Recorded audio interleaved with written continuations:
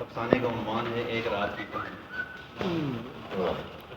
آپ کی کہانی پوری سے پہلے صاحب سے یار پکا تھوڑا تیز کر دے اس ایک منٹ سر، یہ بس یہ افسانہ ہو جائے پھر آپ نہیں بیٹا ابھی نہیں کریں، ابھی نہیں کرنے کریں دیں، سر، 2 منٹ ہے نا سر، 2 منٹ کے بعد افسانہ پکا کے تنگ کر ہاں اسی بس فورم پر رفاق راضی موجود ہیں اور جو سینئر یہاں بیٹھے ہوئے ہیں، یہاں پر چیزوں کو پھاٹ دیا گیا جی اور کہا گیا کہ یہ تو چیز ہی نہیں ہے، اور سیکٹری کو میں ان کی جگہ بولا ہوں، میں نے ان کو ڈیفینڈ کیا، میں نے ان کو بالکل نہیں بولنے دیا، میں ان کی جگہ سیکٹری کو میری ذمہ اور داری تھی۔ ہم میں جرت نہیں ہوئی صحیح کہہ رہے ہیں آپ کہ ہم یہ بات کریں نہیں کہ کریں یہ کیوں نہیں۔ صاحب صدر کئی روایتیں ٹوٹ رہی ہیں، مثلا خود کبھی بھی صدر کے اس میں نہیں بولا جاتا تھا، انہوں نے جرم کہہ کے بول دیا۔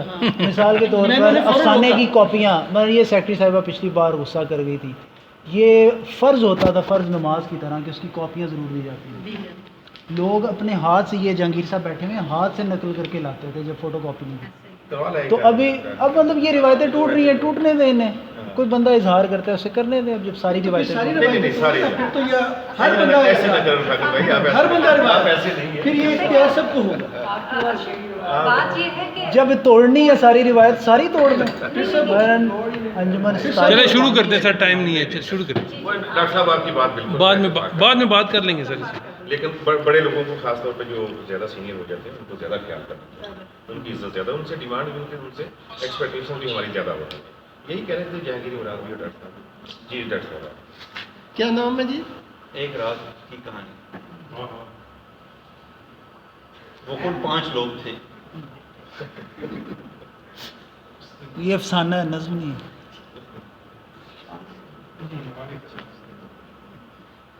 وہ کل 5 لوگ تھے، خستہ شتیروں والی چھت کے ساتھ لٹکتا ہوا بلب کیا خانے کے اس حال کی تاریکی کو مٹانے میں ناکام ہوتا تھا۔ حال اتنا طویل تھا کہ میزوں کی قطار پر سے ہوتی ہوئی بلب کی روشنی دور دیوار تک پہنچنے سے پہلے ہی ختم ہو رہی تھی۔ یہ بلب کاؤنٹر کے پاس رکھے میز کے اوپر لگا ہوا تھا۔ اس بلب کے عین نیچے کرسیوں پر بیٹھے ہوئے وہ 4 افراد چہروں پر پھیلے ہوئے مختلف تاثرات کو دیکھ کر ایک دوسرے کی ذہنی کیفیت کا اندازہ کر سکتے تھے اگر وہ غور کرتے، لیکن وہ اس بات سے عاری نظر آتے تھے۔ ان 4 افراد کے درمیان لکڑی کا ایک پرانا میز پڑا تھا جس پر ان کے لیے قہوے سے بھری ہوئی پیالیاں رکھی ہوئی تھیں جن میں موجود قہوہ ٹھنڈا ہو چکا تھا۔ دیوار پر لگے گھڑیال نے رات کے 11 کا گھنٹہ بجایا تو حال میں چھائی خاموشی ایک لمحے کے لیے ختم ہو گئی۔ یہ آواز اتنی اچانک اور بلند تھی کہ ایک مرتبہ تو وہ سب ڈر گئے۔ یہ اس لیے ہوا کہ میز کے گرد وہ 4 افراد مکمل طور پر خاموش بیٹھے تھے۔ یوں لگتا تھا جیسے ان کے پاس بات کرنے کو کوئی واضح موضوع نہ ہو، جیسے وہ یہ سوچتے ہوں کہ بات کا آغاز کس طرح سے کریں، یا پھر وہ اتنی باتیں کر چکے ہوں کہ ان کے پاس کہنے کو کچھ باقی نہ بچا۔ بہرحال اس وقت وہ مکمل طور پر چپ بیٹھے ہوئے تھے۔ حال کے اندر دیوار پر ایک دوسرے سے کچھ فاصلے پر 6 تصویریں بھی لگی ہوئی تھیں۔ ان کے فریموں پر گرد جمی ہوئی تھی جو ان میں موجود مختلف مناظر کو دھندلا چکی تھی اور وہ تصویریں کم روشنی میں صاف دکھائی نہ دیتی۔ قہوہ خانے کی بعد کھلی کھڑکی سے باہر ذرا ہٹ کر ایک بستی کے مدھم آثار نظر آتے تھے۔ بستی میں اس وقت کوئی بھی گھر روشن نہ تھا، بس چاند کی روشنی تھی جس میں یہ منظر ہلکا ہلکا نظر آتا تھا۔ بستی سے باہر ڈھلوان پر بنے صرف قہوہ خانے کا بلب تھا جو اس رات ان 4 افراد پر روشن تھا۔ ان 4 افراد کے چہروں پر پھیلے غم اور تفکر کے اثرات نمایاں نظر آتے تھے۔ آنے والی متوقع موت ان کے چہروں کے رنگ کو بدلا رہی تھی، لیکن بچ نکلنے کی ایک امید بھی تھی۔ رات کے جلدی سے گزر جانے کی خواہش اتنی بےتابی سے کسی نے نہ کی ہوگی جتنی بےتابی ان افراد کو تھی۔ اگر وہ آگے تو کیا ہوگا؟ گنجے سر والا بولا۔ طویل دورانی کی خاموشی کے بعد یہ پہلا سوال تھا جو اس گنجے سر والے نے کیا تھا، اور اس سوال کے ساتھ ہی وہ باقی تینوں افراد کے چہروں کی طرف دیکھنے لگا، اپنے سوال کے جواب کے انتظار میں۔ کیا ہوگا؟ وہی ہوگا جیسا اس سے پہلے کی بستیوں میں ہوتا رہا ہے، اینک والا بولا۔ یعنی وہ ہمیں مار دیں گے؟ گنجے سر والا بولا۔ اس بات کے ساتھ ہی خوف کی ایک لہر اس کے چہرے پر سے گزر گئی۔ موت تو ایک دن آنی ہے، ہم چاہے اس سے کتنے ہی بھاگیں۔ وہ لوگ جو بستی چھوڑ گئے ہیں کیا وہ موت سے ہمیشہ کے لیے بچ جائیں گے؟ نیلے کوٹ والا بولا۔ اس کا کوٹ مختلف جگہوں سے پھٹا ہوا تھا۔ کوٹ کے پھٹے ہوئے حصے باہر کی طرف لٹک رہے تھے جو کافی بدنما دکھائی دیتے، لیکن لگتا تھا اس شخص کو اس کی کوئی پرواہ نہ تھی۔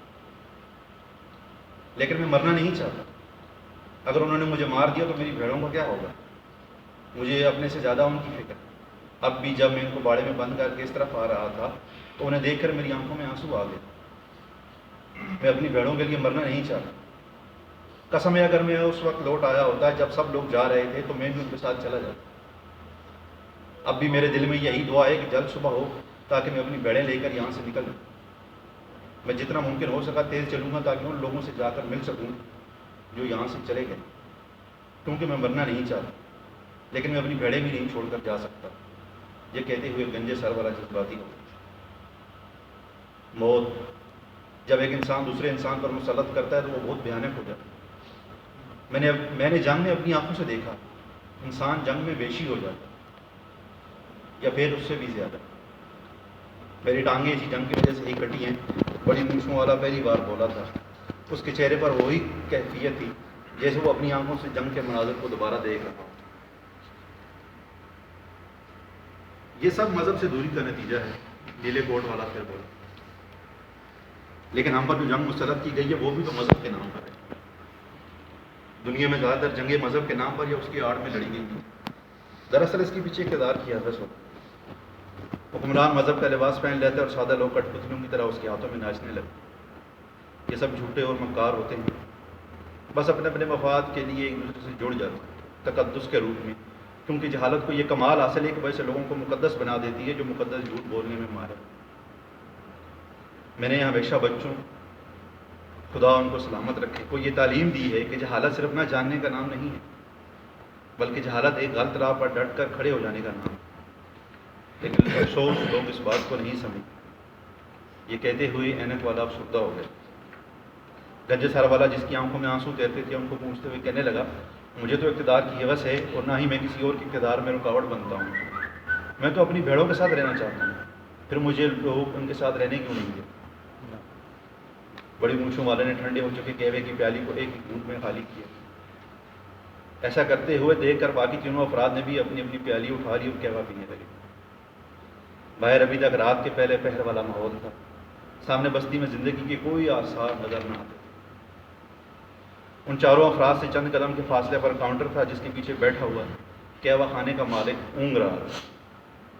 لیکن وہ مکمل طور پر سوتا نہ تھا بلکہ وہ ان چاروں افراد کی باتیں غور سے سن رہا تھا. اسی دوران نیند اس پر غلبہ کرنے لگی. جب وہ لوگ قہوہ پینے لگے اور تھوڑی دیر کے لیے خاموشی چھا گئی تو وہ اونگنے لگی. اسی اونگ میں وہ اتنا جھکا کہ اس کا سر کاؤنٹر سے ٹکراتے بچا. وہ یکدم چوکس ہوا, سر پر سے گرتی ہوئی ٹوپی کو درست کیا اور سماوار کے نیچے آگ جلا. وہ ان لوگوں کے لیے پھر سے قہوہ بنانے لگا.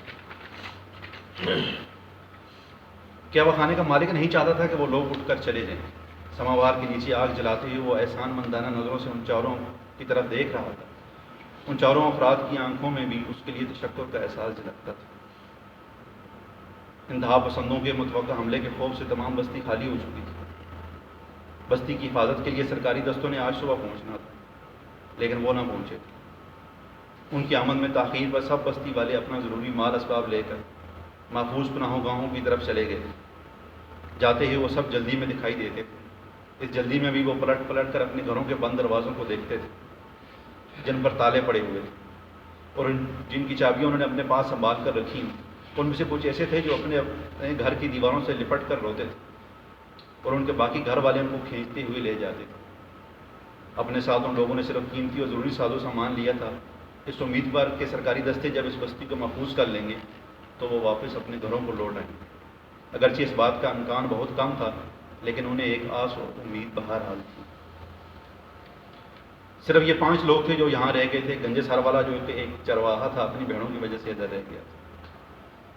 وہ بستی سے باہر بھیڑیں چرانے گیا تھا. جب واپس آیا تو سب لوگ جا چکے تو وہ ادھر ہی رہ گیا تھا لیکن وہ تہیا کیے بیٹھا تھا کہ کوہ پھٹتے ہی وہ اپنی بھیڑوں کے ساتھ بستی والوں کے پیچھے چلا جائے.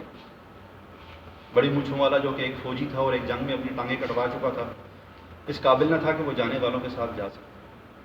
ویسے بھی اس کا اور کوئی نہ تھا جو اس کو ساتھ لے جانے پر اسٹارٹ کرتا. نیلے کوٹ والا جس کا کوٹ جگہ جگہ سے پھٹ چکا تھا بستی میں فقیر تھا. وہ عمر کے اس حصے میں تھا کہ اب اسے زندگی اور موت کی اتنی پرواہ نہ تھی. ویسے بھی اس نے جو زندگی گزاری تھی موت سے کسی صورت کم نہ تھی. اینک والا جو کہ ایک استاد تھا اس بستی کو چھوڑنے پر تیار نہ ہوا. اس سکول کو جس میں وہ پڑھاتا تھا، اگر وہ آ جاتے ہیں جن کے آ جانے کا خوف تھا تو اس سکول کو بچانے کے لیے ہر ممکن کوشش کرنے پر آمادہ تھا۔ اس نے لائبریری کی کتابوں کو بستی سے باہر ایک قبرستان میں چھپا دیا۔ وہ انہیں ہر قیمت پر جلنے سے بچانا چاہتا تھا، کیونکہ وہ جانتا تھا کہ اس طرح کے حملہ آور جب حملہ کرتے ہیں تو کتابوں کو جلا دیتے ہیں، کہ وہ کتابوں سے کوئی زیادہ شغف نہیں رکھتے۔ تاریخ کی کتابوں میں سے کئی واقعات درج تھے جو اس نے پڑھے تھے۔ ان میں 5واں فرد کہوہ خانے کا مالک تھا جو جانے سے رہ گیا تھا۔ وہ وہاں موجود تمام افراد میں سے سب سے زیادہ پر یقین تھا کہ انتہا پسند نہیں آئیں گے، ان کے آنے سے پہلے ہی سرکاری دستے پہنچ جائیں گے۔ کم از کم وہ اپنی حد تک مطمئن تھا، اس کا بھی کوئی اور نہ تھا۔ وہ اس کہوہ خانے میں ہی رہتا تھا۔ جب بستی کے لوگ جہاں موجود ہوتے تھے تو سر شام اس کے کہوہ خانے پر لوگوں کا ہجوم ہو جاتا، جو رات گئے تک وہاں رہتے۔ لوگ دن بھر کی باتیں ایک دوسرے کو سناتے۔ ہر شب جمعہ کو جب یہاں داستان سرائی ہوتی تو لوگوں کا اتنا رش ہو جاتا کہ کہوہ خانے میں موجود کرسیاں کم پڑ جاتی۔ اگرچہ اس کے ساتھ کام کرنے والے دونوں لڑکے باقی لوگوں کے ساتھ چلے گئے تھے، لیکن وہ کہوہ خانے کو چھوڑ کر جانے پر تیار نہ تھا۔ کہوہ خانے کے مالک نے خالی پڑی ہوئی پیالی کو گرم کہوے سے بھر دیا اور پھر ایک کرسی کھینچ کر ان کے ساتھ ہی بیٹھ گئے۔ یہ رات کا تیسرا پہر۔ مجھے میرے سوال کا جواب نہیں ملا۔ میں کسی کی راہ میں حائل نہیں ہوتا تو کوئی میری راہ میں کیوں حائل ہوتا؟ گنجی سر والے نے ایک بار پھر سوال کیا۔ میرا اس جنگ سے کیا لینا دینا تھا جو میری دونوں ٹانگیں لے گئی؟ میں بھی تو اقتدار کا خواہش مند نہ تھا، لیکن اس نظام کا حصہ تھا جس میں اقتدار کے ہوسکاروں نے شطرنج کے ایک عام مورے کی طرح مجھے استعمال کیا اور میں بری طرح پٹ گیا۔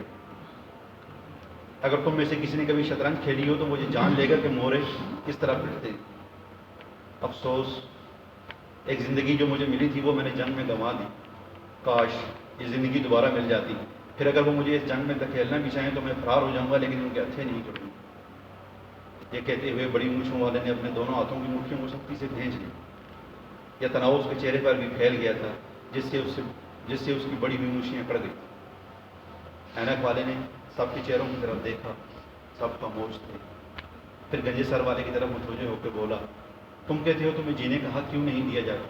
جبکہ تم سب کو جینے کا حق دیتے ہو تو سنو، مقتدر لوگ دوسروں سے جینے کا حق انہیں انصاف دینے کے نام پر چھینتے آئے۔ ایسا شروع دن سے ہوتا ہے اور اب تک ہوتا رہے گا۔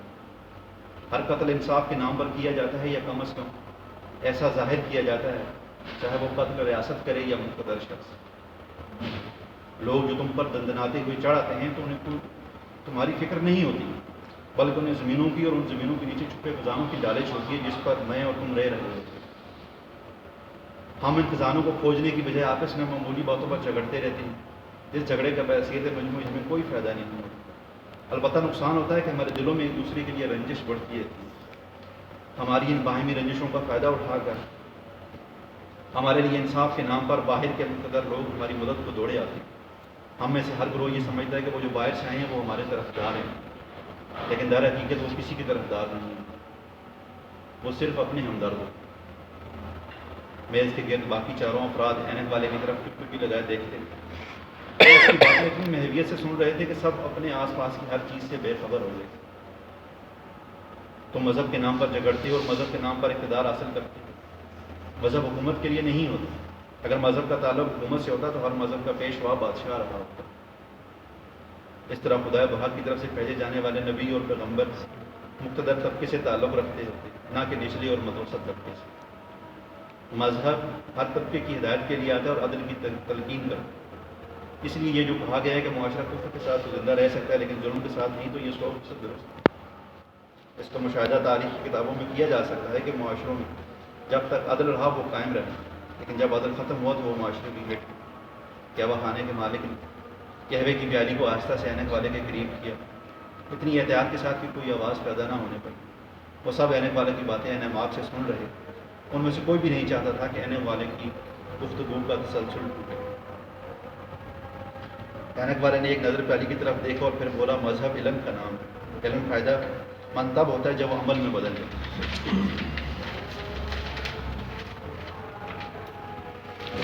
اور وہ عمل اگر تمہیں عدل سے دور لے جائے تو سمجھ جانا تمہارا علم ناقص ہے۔ تم اس علم کے ساتھ جہالت کی طرف جا رہے ہو۔ چاہے اس علم کا کسی بھی مذہب کے ساتھ تعلق ہو، مذہب محبت پر قائم ہوتا ہے، نفرت پر نہیں۔ اس محبت کی ضرورت خدا سے زیادہ بندوں کو ہوتی ہے، اس لیے خدا کے بندوں سے محبت کرو، خدا تم سے محبت کرے گا۔ جب تم عقیدے سے ہٹ کر علم کی بنا پر خدا اور لوگوں سے محبت کرو گے تو اس محبت سے اصل تسکین پاؤ گے۔ نہ جانے اس مختصر سی زندگی میں ہم محبت کو چھوڑ کر نفرت کے لیے کیسے وقت نکالیں۔ یہ لوگ جو دوسروں پر ظلم کرتے ہیں، انہیں مارتے ہیں، حالانکہ یہ لوگ اپنی جانوں سے کتنی محبت کرتے ہیں، کیونکہ یہ لوگ اگر اپنی جانوں سے محبت نہ کرتے ہوتے تو انہیں اپنی جانیں اتنی عزیز کبھی نہ ہوتی۔ ہمیشہ سے چند لوگ پوری دنیا کا سکون غارت کرتے آئے۔ اینک والے کی بات جاری تھی جب کھڑکی سے باہر دکھائی دینے والی بستی میں اسے کچھ روشنیاں نظر آئیں، لگتا ہے وہ آ گئے۔ نیلے کوٹ والے نے یہ سرکاری دستہ بھی تو ہو سکتا ہے، بڑی مونچھوں والا باہر دیکھتے ہوئے بولا۔ خدا کرے ایسا ہی ہو، گنجے سر والے نے کہا اور دوائیاں انداز میں ہاتھ اٹھا کر اپنے چہرے پر پھیرا۔ بستی کے ایک گھر سے شعلے بلند ہونے لگے۔ جس نے ایک شخص کو ہلاک کیا گویا اس نے پوری انسانیت کو ہلاک کیا، اور جس نے ایک شخص کی جان بچائی گویا اس نے پوری انسانیت کی جان بچائی۔ زیر لب پڑھتے ہوئے آنے والا سب سے پہلے اٹھا اور دروازے میں آ کر کھڑا ہو گیا۔ اس کی تقریر میں وہ چاروں بھی اٹھے اور اس کے پیچھے آ کر کھڑے ہو گئے۔ وہ پانچوں دروازے میں کھڑے سامنے بستی میں مکانوں سے اٹھتے شعلوں کو حیرت سے دیکھتے تھے جو تیزی سے پھیلتے جا رہے تھے اور جن کی تپش ان کی طرف بڑھتی جاتی تھی۔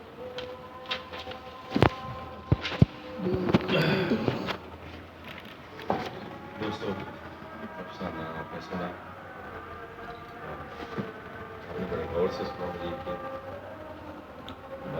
صاحب صدر آپ کی اجازت سے ایک طویل مدت سے جو لٹریچر ہے اس کو صرف لٹریچر کے معیارات پر نہیں پرکھا جاتا، بلکہ لٹریچر میں بہت سارا جو میٹا لٹریچر ہے وہ شامل ہو چکا ہے۔ اسی طرح فکشن کے اندر ہم یہ دیکھ رہے ہیں، آپ نے پچھلی گفتگو میں مختلف جو جدید افسانے کے یا لٹریچر کے مظاہر تھے ان کے حوالے سے بتایا۔ اب اس افسانے پر یہ جو پوسٹ 9/11 جو سچویشن ہے ہمارے یہاں پاکستان اور افغانستان کے درمیانی علاقے میں، یہ اس میں کسی ایک نامعلوم بستی کا واقعہ ہے جس میں اس کے بارے میں یہ بتایا گیا۔ لیکن جتنی تیزی کے ابتدا کے اندر جتنا خوبصورت انہوں نے بنا تھا، عجیب پیراڈاکسیکل اور آئرونک سچویشن یہ ہے کہ جتنا خوبصورتی کے ساتھ انہوں نے بنا تھا، وہ جہاں پر مالک دوبارہ کعبہ بناتا ہے اتنی ہی تیزی کے ساتھ تنزلی کی طرف واپس تنزلی کی طرف آ گئے۔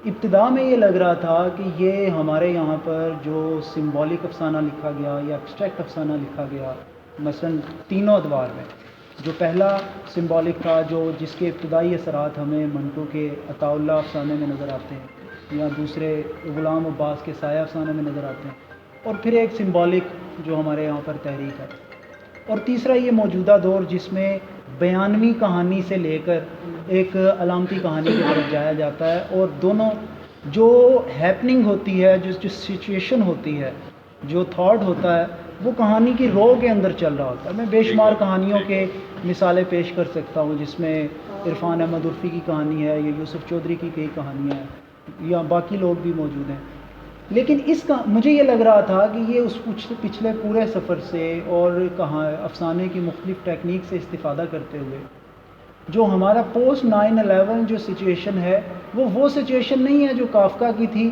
یا منٹو کی تھی یا پریم چند کی تھی یا بعد میں رشید امجد کی تھی یا انور سجاد کی تھی یا یہ جتنے بھی باب۔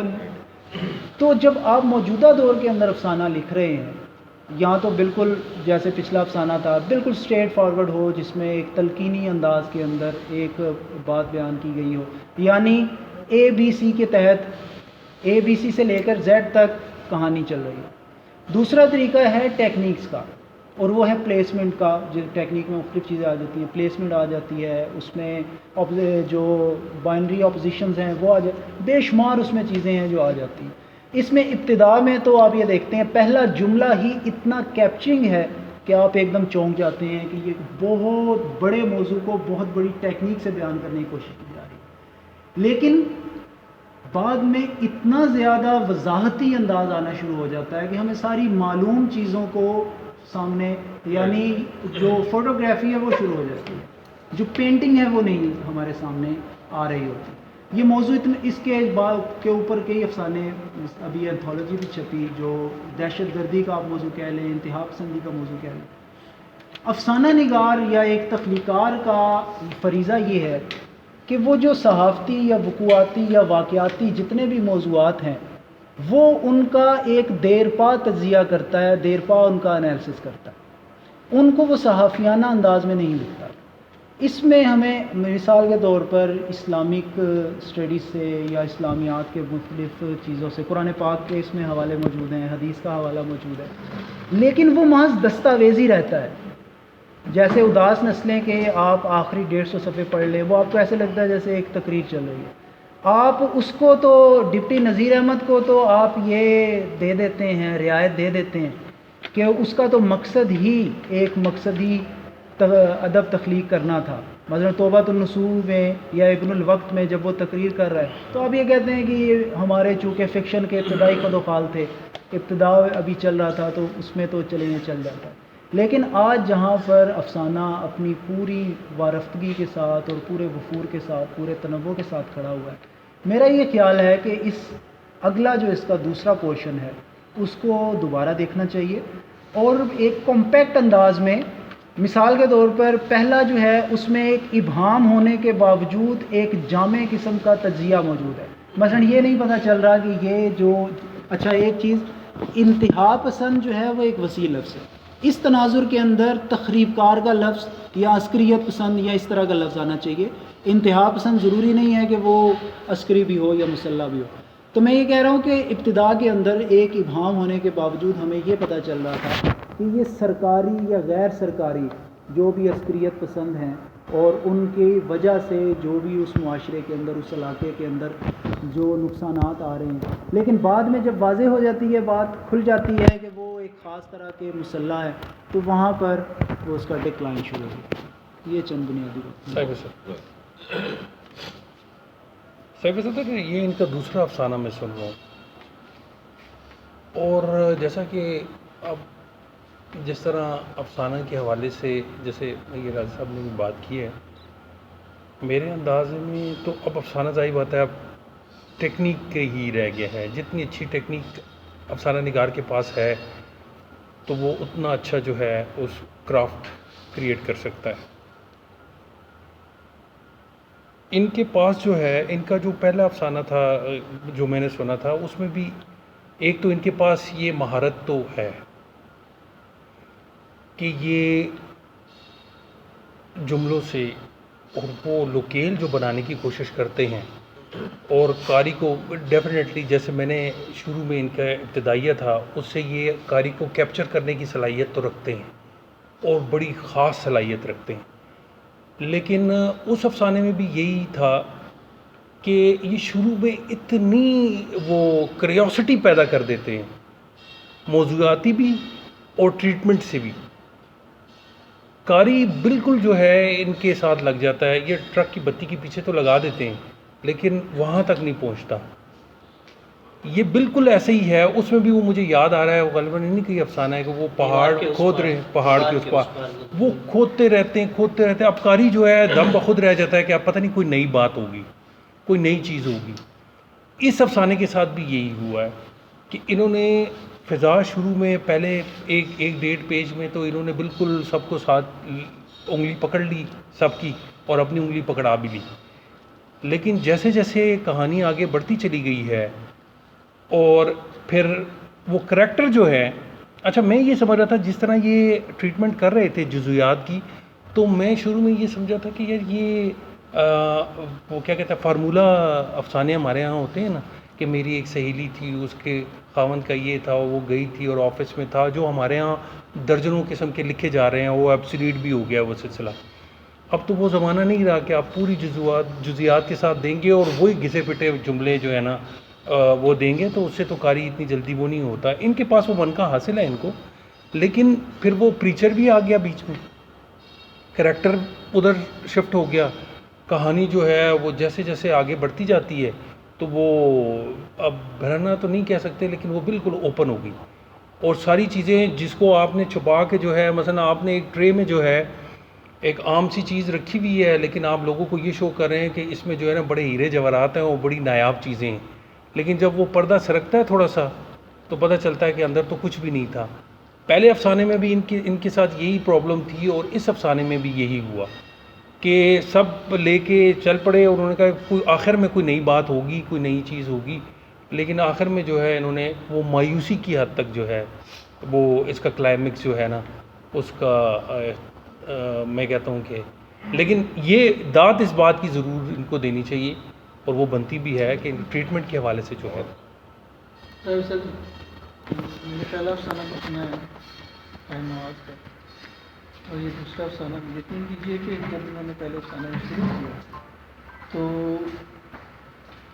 2 صفحے تک تو انہوں نے جیسے اندر نہ چھوڑ دیا، یعنی وہ ایک جذباتی کیفیت طاری ہو گئی تھی، خود ان پر بھی پڑھتے ہوئے اور ہم پر بھی۔ ایسا لگا کہ یہ بیت رہا ہے، نہ صرف مجھ پر بلکہ سب لوگوں پر، اور طاہر نواز پر خود شاید ان چاروں کرداروں کا جو پس منظر ہے وہ بیتا ہے، کیونکہ اچھا افسانہ نگار جو ہے وہ ہر کردار جیسے اس کے اندر سے اس کی جان لیتا ہے، اور اس کے ساتھ جو بیت رہی ہوتی ہے اس پر خود بیت رہی ہوتی ہے، اور وہ کیفیت ایسی شاندار کیفیت تھی اور ایسی جذباتی کیفیت تھی کہ یعنی یہاں پن ڈراپ سائلنٹ تھا۔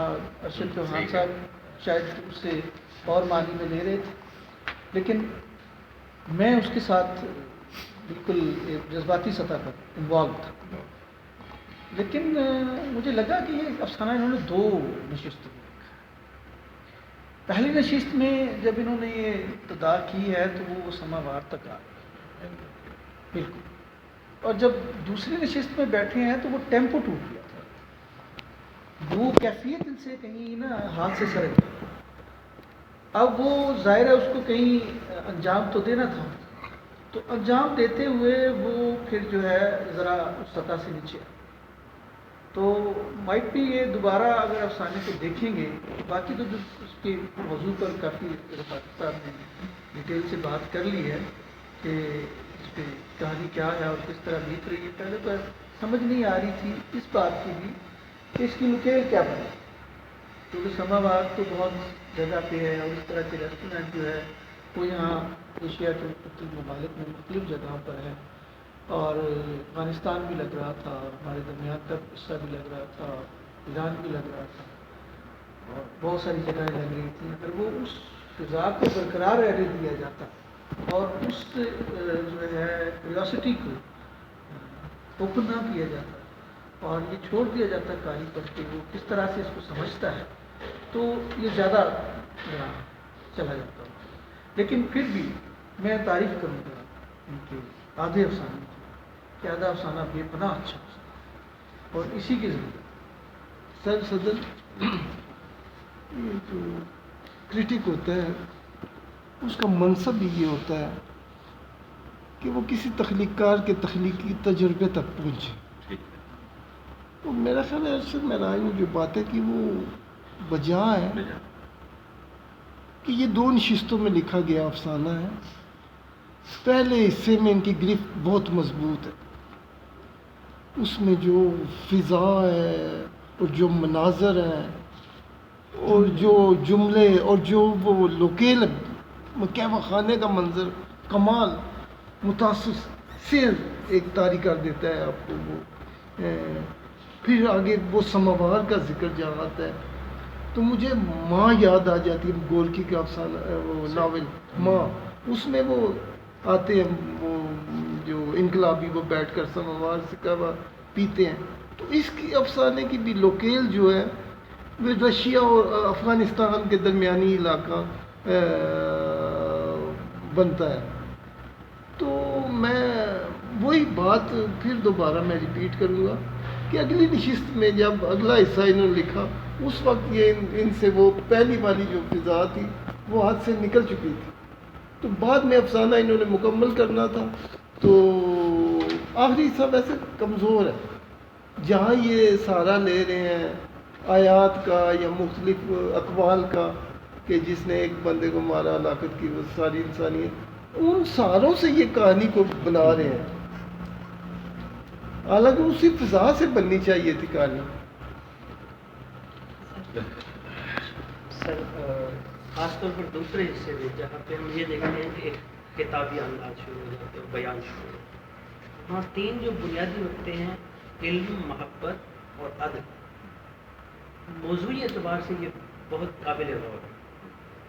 افسانے کی فضا کے ساتھ وہ ٹریٹمنٹ مناسب نہیں ہوئی یا وہ آخری حصہ ایک جدا سا لگ رہا ہے جیسے، تو ان تینوں حصوں میں سے کسی ایک کا بھی یہ انتخاب کر لیتے ہیں فرض کرتے ہیں، لیکن اسی فضا میں جو فضا بڑھ رہی تھی یہ اس کا اقتدام کرتے تو واقعی پہلا حصہ تو خاص طور پر جو چاروں کردار ہیں یہ اگر نام بھی بتاتے فرض کریں ان کے الگ الگ، وہ ضرورت بھی شاید انہوں نے محسوس کی ہے، تو ایک قاری کو ویسے ضرورت محسوس نہیں ہو رہی تھی کہ وہ چاروں کے الگ الگ نام لیے جائیں کہ یہ فلاں کرداروں کی تشکیل ہو چکی تھی پہلے حصے میں، تو ان کے درمیان یہ جو رابطہ قائم ہوا ہے یہ تین موضوعات سے، عدل، محبت اور تیسرا تھا علم سے، تو وہ میرے خیال میں اس پہ اگر دیکھیں گے تو دوبارہ خود بھی محسوس ہوگا کہ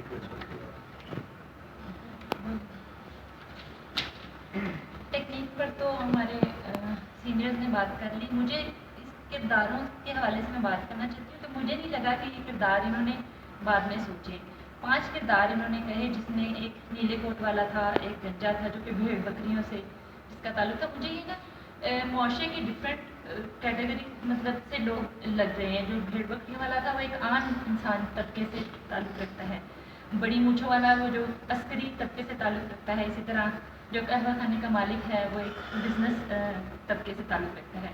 اس میں ایک اینک والا ہے جو کہ ایک استاد یا عالم کی حیثیت سے نظر آتا ہے، اور لگ رہا ہے کہ جب جیسے کردار انہوں نے پیش کیے ہیں کہ وہ یہ بتانا چاہ رہے ہیں کہ اس معاشرے میں استاد کا کیا رول ہے یا ایک عالم کا کیا رول ہے، وہ کیسے ہمارے اوپر جو آنے والے حالات ہیں ان کا سامنا کیسے کر سکتا ہے۔ یہ میرا خیال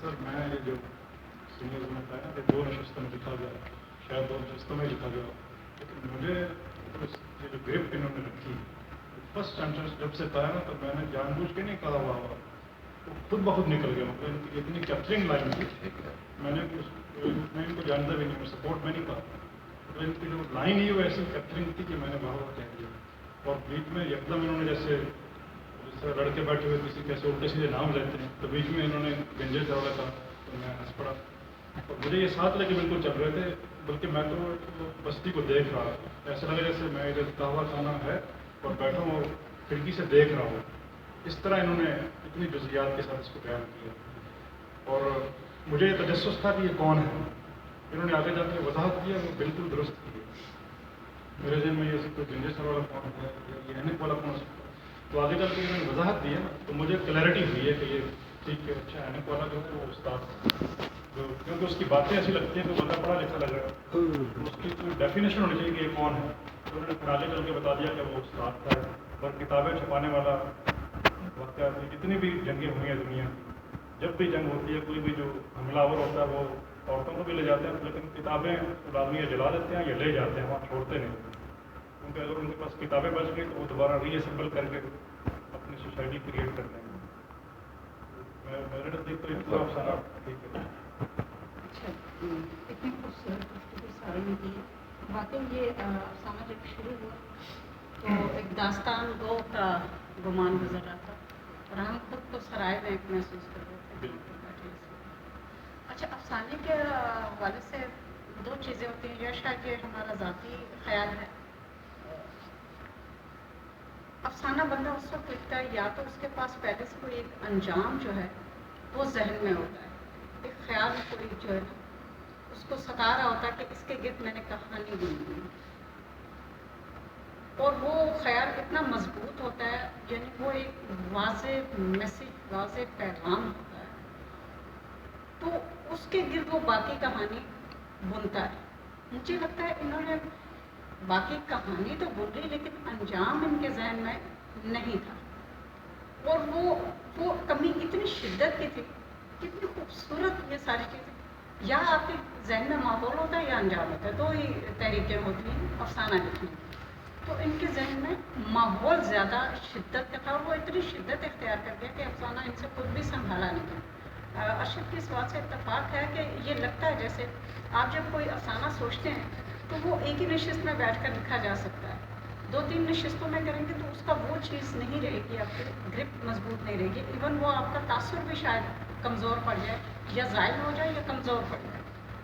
तो यहाँ इनके साथ यही अलमिया हुआ कि इन्होंने उसके बहुत खूबसूरत हुनर क्राफ्टिंग जो हम पहले अफसाने में जिस चीज़ की कमी महसूस कर रहे थे वो इन्होंने मुकम्मल तौर पे जो है पूरी की, लेकिन अंजाम इनके दिमाग में ऐसा कुछ सॉलिड, कोई ठोस कोई चीज़ वो नहीं थी। ये इनके वो गालिबन एक लिहाज से जो वक्त भी बनवा उसकी वजाहत की दूसरा ये कि इसमें अगर कैफियत है क्या बताने की बनाने की उसमें अगर वो रवा का जिक्र ना होता तो ये दूसरी कहने की बहुत से खामियाँ हैं उनका समाधान। दूसरा ये कहते हैं 5 किरदार, असल बहुत अच्छा तो 4 किरदार नजर आते हैं, 5वां बाद में एक उनका जो नक्श निगार है, जो बयान है वो भी एक उसमें मगरबी करानी उनके नक्श निगार ज़्यादा नुमाया नजर आते हैं, जिसमें हमारी जो इस इलाके की जो कैफियत है, जो आम है, चाहे खास देहाती लोगों की, वो इतना उसमें बता उसमें खास 4 किरदार में मुझे एक शख्स है जिसे चाहने नहीं है, वो एक अजीब गरीब चीज़ है, वो आम तौर पर देखने में नहीं आती, तो तस्करा नहीं आता, उसकी एक मजबूरी भी नजर नहीं आती, और जो रवैया है, जो गिरोह वाला है। तीसरी बात जो मुझे बहुत नुमाया लगी मुझे कि राय से बहुत तारीफ हुई, उसमें जुमले भी और बयान भी जो कि गुफ्तगू है उसके तर्ज अदायगी तारीफ के मुस्तहिक हैं कि सबकी नजर वो तो है, वो तो तय है।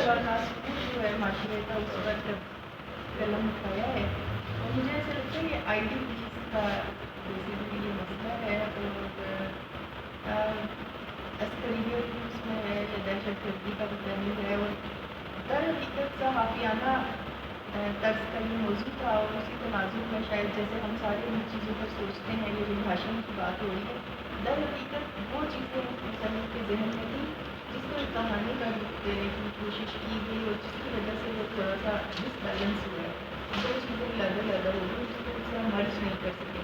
लेकिन जिस मौजू पे कलम उठाया गया उस पर आमतौर पर बहुत कम सनती है, अभी तक लिखा है, ये एक काबिल तारीफ है।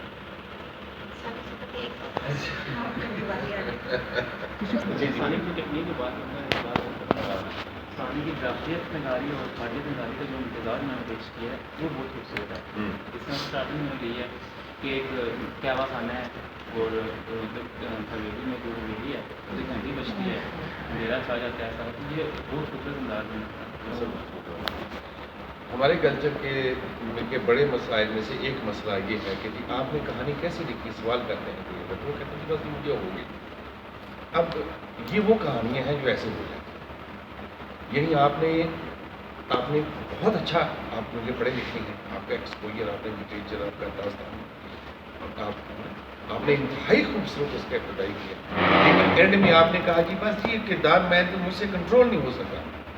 यानी अच्छा नकाद क्या करते हैं, हम इसलिए बैठे हुए हैं कि आपके एक्सक्यूज़ को पकड़ें, है ना, हम वहाँ बिजली ठीक करने नहीं आए, हमारा काम ही यहाँ पर है कि हमने आपकी जितनी भी कमजोरियाँ हैं टेक्निकी, हमने उनको पकड़ना है, और आपका अगर है दावा हो कि जी क्योंकि मैं वदीयत हो गई थी, हमने उनको नफी कर दिया कि आपने कहना है कि वो गलत हुई थी वदीयत, अगर हुई भी है। अब होता यह है कि शेर की यानी शायरी की शेरियात पे तो बेतहाशा किताब मिलेंगी, अब अफसाने की और शेरियात के ऊपर अफसाने के महासन कैसे तय होंगे, नावल के महासन, कोई ये किताब मुझे बता मैं लिख रहा हूँ बहुत ही कम है। उसकी वजह से क्या है कि हमारी सकाफी तरबियत, यानी हमने हर चीज़ ये, आज कोई भी बंदा फेसबुक पे ये या सोशल मीडिया पे या यहाँ पर कोई मानने को तैयार ही नहीं है कि मेरी अपनी रियाजत है, वो कहता है बस जी वदीयत हो गई, तो उस पर तो हम भाई कुछ भी नहीं कह सकते। लेकिन अगर आप वाकई सीखने के या कोई भी शख्स मेरे समेत सीखना जो चाहता है तो भाई उसके लिए दो चार चीज़ें वो ये, जैसे डॉक्टर साहब ने आप सब ने कहा, दुनिया का कौन सा शख्स है जो सोचता नहीं तो सफ़र नहीं करता, ये जिसकी इमेजिनेशन नहीं है, या जी शायद बड़ा एहसास होता है तो आम बंदा एहसास नहीं होता, उसका एहसास मर जाता है, वो बेएहसास ही कर रहा होता है। बस भाई सारों के अंदर एहसास होता है, सारों के अंदर एहसास है, सबकी इमेजिनेशन है, बस इमेजिनेशन को फॉर्म में ढालना है, इतना सारा काम है। मसलन आपके अफसाने में हमने ये देखा कि आप कहानी, शुरू में कहानी गालिब है, आगे कलाम गालिब है। होना तो ये चाहिए कि कहानी ही रहती, लेकिन वो कलाम की तरफ आ गया और आपस में यानी जो पुरानी तारीखी जो एक जो दानिश है, फोक दानिश है कि इल्म ऐसे होना चाहिए, मोहब्बत ऐसे होना चाहिए, वो नहीं भाई, जुमला दानिश का बोझ उठा के आगे चलेगा। हाँ, यानी जो तहर्रुक है ना, तहर्रुक बयानवी तहर्रुक है, उसके साथ मशरूत होगा, वरना नहीं होगा, वरना हम उसको अफसाना नहीं मानेंगे। कलाम के हाँ, अगर आप है ना, वरना तो फिर आप इस तरह करें कि वो एक ही बंदा वो खड़ा होकर कहे जी कि ऐ लोगों मैं तुमसे ये कहने आया हूँ, मेरी कहानी खत्म। तो वो तो आपकी कहानी जिस तरीके से जो ग्रैंजर आपने जो तय किया है, वो ग्रैंजर दूसरी निश्चित तीसरी से खत्म हो गया। लेकिन चूँकि आप एक उस्ताद हैं, आपके लिए थोड़ी सी मेरा एक लहजा थोड़ा सा तलख क्या लें या क्या, वो इसलिए कि इतना मुझे बुरा महसूस हुआ, मैंने किताब पकड़ ली यार, इसमें आगे इतना खूबसूरत अफसाना, इतना ग्रैंजर जो उसका ज़बान बयान का और जो डिस्क्रिप्शन एग्जोटिक, यानी किसी चीज़ को हमने बहुत सारे देखे हैं कि चरवाहे ये वो, लेकिन जिस तरीके से मैंने पेंट किया, जिस कलर के साथ, वो एक मलगजापन मैंने कभी अफसानों में देखा ही नहीं है। धुंध सी हो, खूबसूरत सी, लेकिन आखिर में आपने वो सारे का सारा वो एक जो तकरीर जो थी वो गालिब आ गई, वो जो बयानिया का तहर्रुक होता है, बयानवी तहर्रुक, वो कहीं गायब हो गया। तो मेरा ख्याल है कि आप दोबारा उसकी तरफ, मेरे दोस्तों ने यही बात की है, और मेरा ख्याल है इसको देखें, बहुत शानदार अफसाना होते होते हो सकता है, अभी भी हो सकता है। तो इन्हीं अल्फाज के साथ आज के नशिस्त का आप सबका बहुत बहुत शुक्रिया, और अगर इसको कहीं एडिट की ज़रूरत है तो कर दिए।